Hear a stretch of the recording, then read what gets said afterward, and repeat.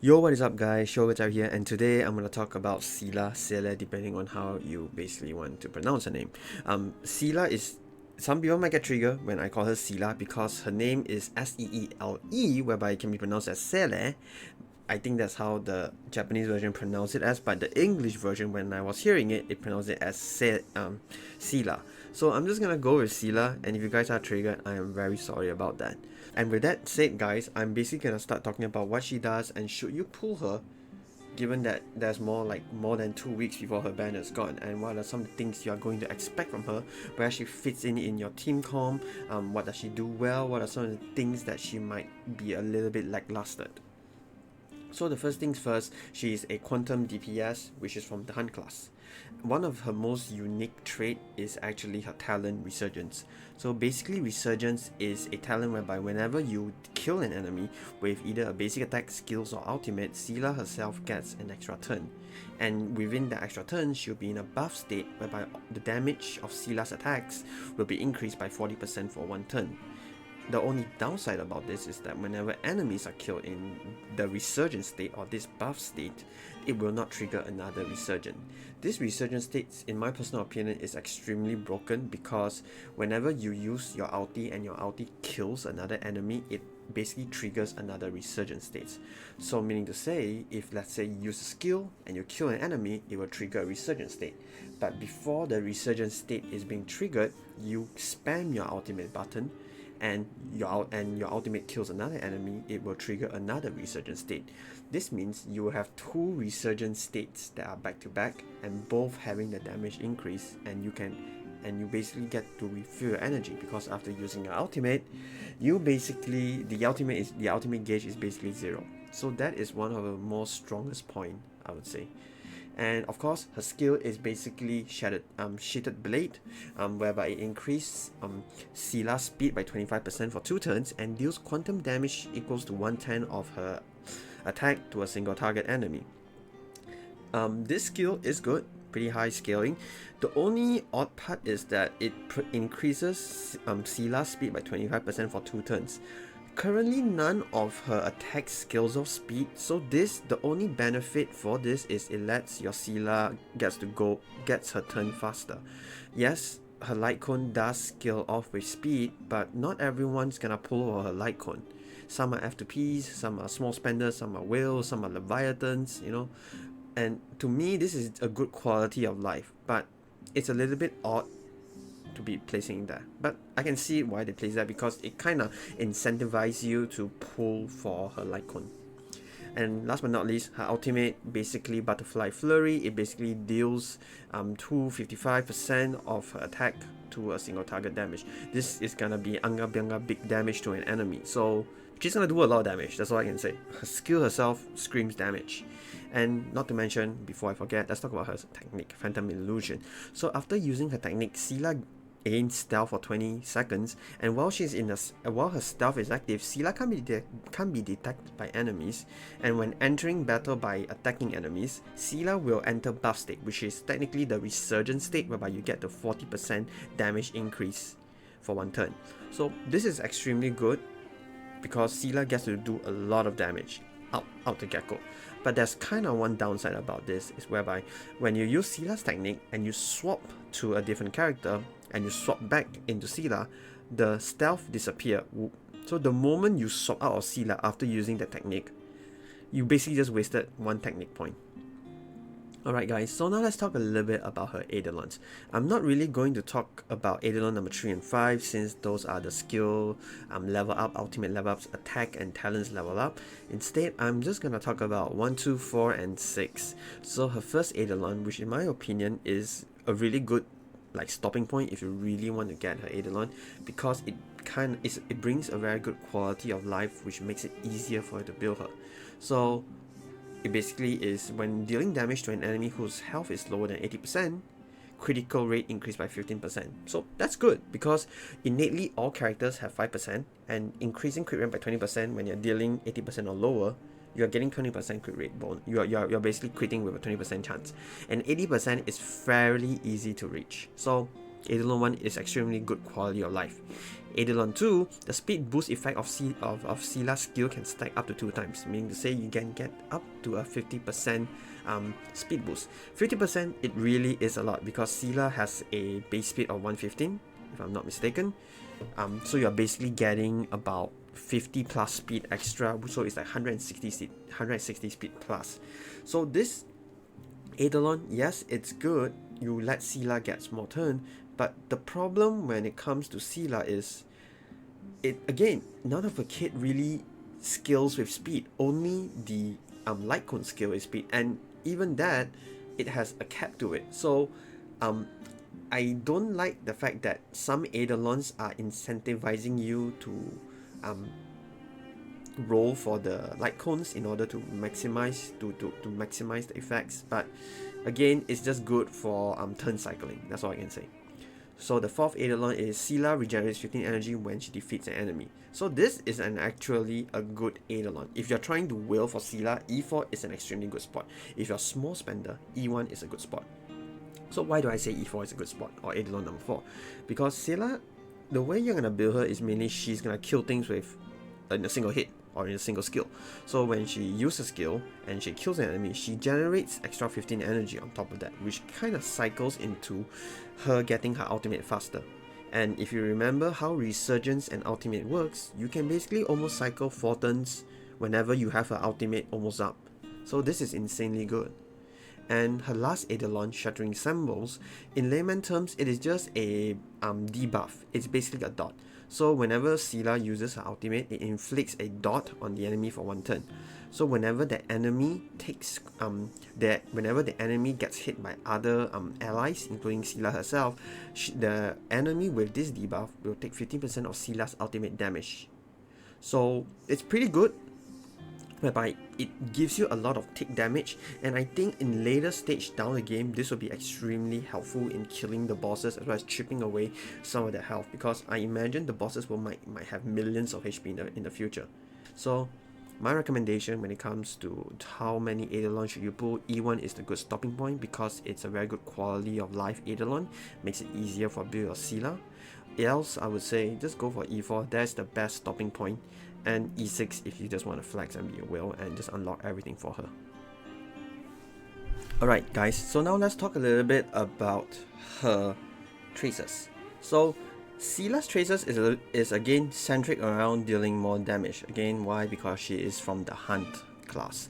So the first one that you will unlock pretty as early as possible is basically called Nightshade. So when the current HP percentage is 50% or lower, it reduces the chance of being attacked by enemies. To me, this is a very good quality of life, but is it really needed? Not really, because most bosses will have AoE attacks. The second bonus ability that you will unlock for Seele is basically Lacerate. When Seele is in the buff state, her quantum rest penetration increased by 20%. To me, this is like the most strongest from all of her kit, mainly because that it gives her more damage. The more damage Seele can do, it is always good. Why? Seele is all about killing the enemy with a single hit in order to trigger her resurgent state. Her third bonus ability, which will be unlocked during her final ascension, is that after using a basic attack, Seele's next action will be advanced forward by 20%. So basically, it is an attack gauge boost by 20% after you use a basic attack on her downtimes when you can't use her attack, when you can't use her skill.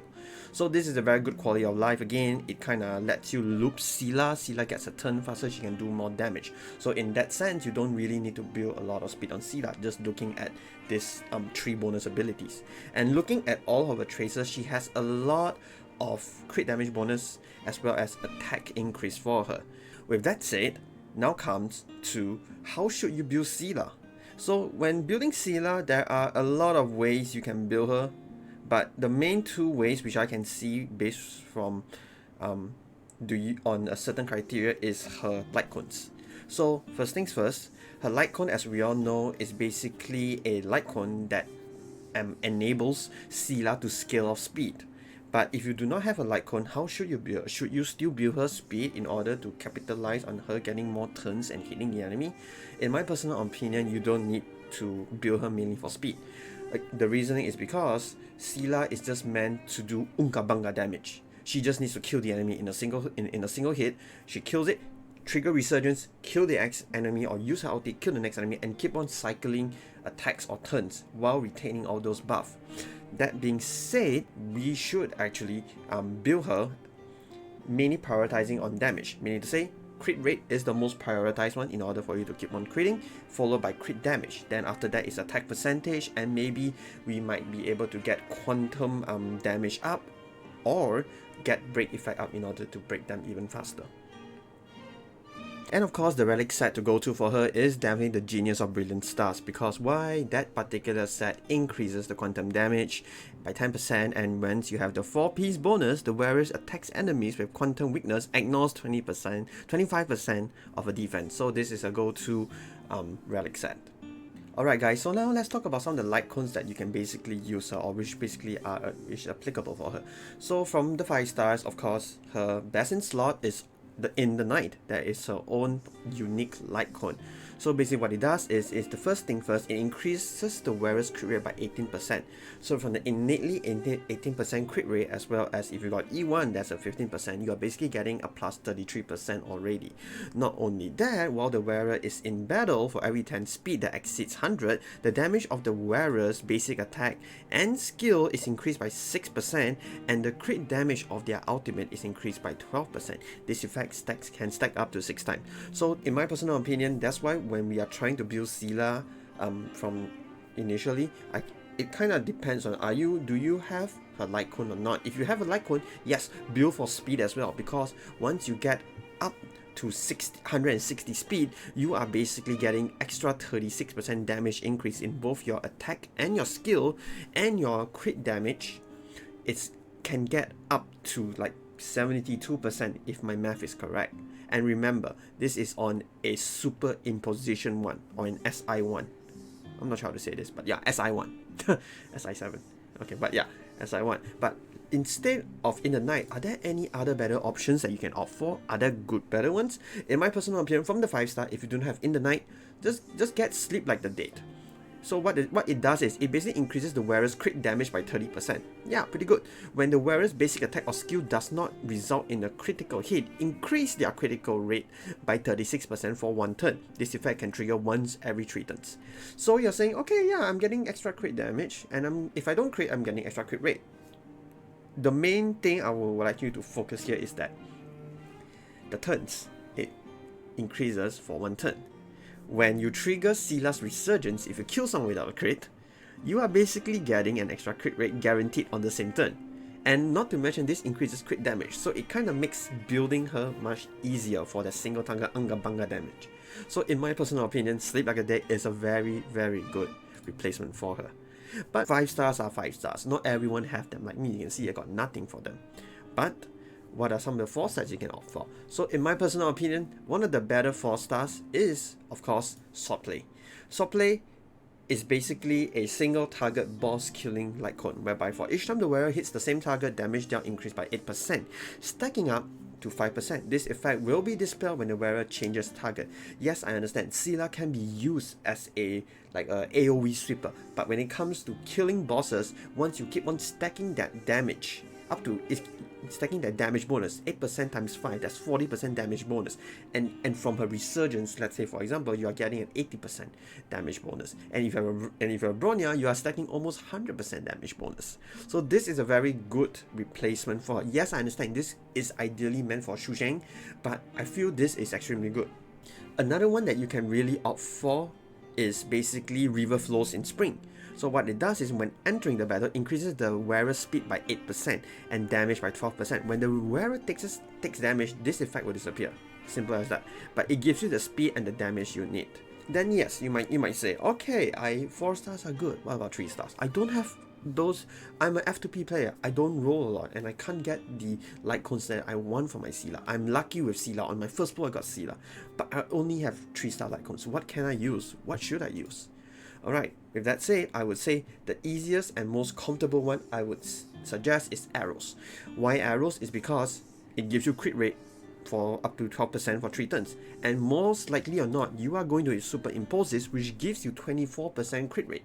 So a plus 24% crit rate is huge, especially like you are an F2P and you do not have the funds and availability to get all those OP light cones. Now then, let's talk team cons for Seele. Seele, as you know, is a quantum hunt single target DPS. So if you're pairing with Seele, some of the more better options one for her is Seele, Bronya, and after that you can get a healer like Natasha or maybe March 7 as a dual healer comp. So this is more or less the basic comp that I can see everyone would be going for if they have a Bronya, a DPS, and your 2 healer. But sometimes you do not have the availability to Bronya, so who can you opt for? You can actually opt for Asta. Asta, in my personal opinion, is a very strong 4-star unit, fire unit as well, that number 1 buffs attacks, and number 2 increase the speed for all allies. So it does 2 things which helps the team a lot. And so it can be Seele, Asta, March 7, and Natasha, which is almost an F2P team because you are getting Natasha for free and you are getting Asta for free, and March 7, poster girl, we always have her in the team, and Seele your DPS. But if you do not want to go this kind of like centric build, you can actually opt for another comp if you have Tingyuan. Tingyuan is actually I would say the best support for all DPS. She's like the Bronya, but Tingyuan instead provides 50 energy on the ultimate, meaning to say that you can actually enable your DPS to loop their ultimate even faster or get their ultimate even faster. So you can put a Seele, a Tingyuan, an Asta, and a healer can be either Natasha or March 7. Simple as that. And of course, sometimes this kind of teams can lack AoE potential, so we can put in serval in between. So I have been giving so many examples, you guys might be confused. So in layman terms, how I would suggest you build a team around Seele is, first things first, always have a healer, Natasha or March 7. Number 2, always have a buffer. So that buffer can be Bronya, Asta, or Tingyuan. Number 3, have a single target DPS, which is your Seele. And of course, last but not least, an AoE can either be a Herta or a Serval. So that's how you would build a team around Seele. If you want Anga Banga big damage and you have all the capability and you have all the tools, just go with Seele, Bronya, Pella, and last but not least, Asta. Asta can be replaced with Natasha. So yeah, that's basically it. That's how you build a team comp for Seele. Anga Banga big damage. Simple as that. Alright, with all that being said and done, guys, I hope it's a very long video, I understand, and I blabber more than I need to sometimes, and I understand that my voice may not be the most soothing voice to listen, but I'm trying to give you as much information as I know for Seele, so that you can basically use her to her utmost potential. I hope you guys do enjoy this video. Please leave a thumbs up, and I'll see you guys in the next one. Peace!